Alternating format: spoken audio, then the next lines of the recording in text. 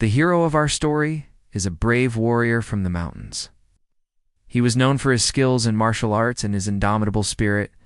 Despite being poor and living in a small village, he had a strong sense of justice and would always stand up for what he believed in. One day, a wealthy merchant from the city came to the village.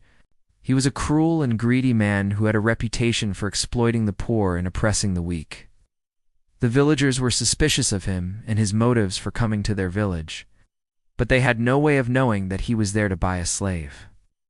The merchant went to the village chief and offered to pay him a large sum of money for a young woman named Sarah, who was known for her beauty and grace. The village chief was tempted by the offer, but he knew that Sarah was a kind and innocent girl who didn't deserve to be sold into slavery. He refused the merchant's offer and told him to leave the village. The merchant was furious, and he threatened the village chief, saying that he would regret his decision. He then went to the marketplace and started buying all the food and supplies, threatening the villagers who tried to stop him. Our hero was furious when he heard about the merchant's threats, and he went to talk to him. He told the merchant that he was wrong to treat the villagers this way and that he should leave before things got worse. The merchant, however, was not afraid of the hero.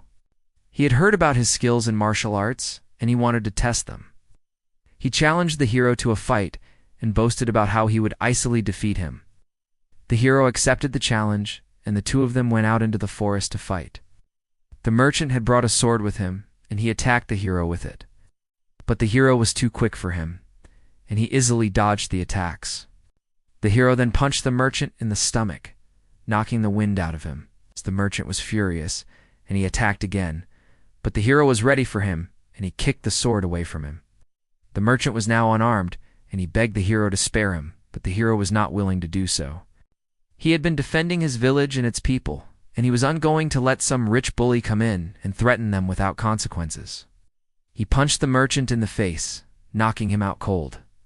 The hero then returned to the village with the unconscious merchant. The villagers were cheering and celebrating their hero, and the merchant was thrown in jail, where he later died from his injuries.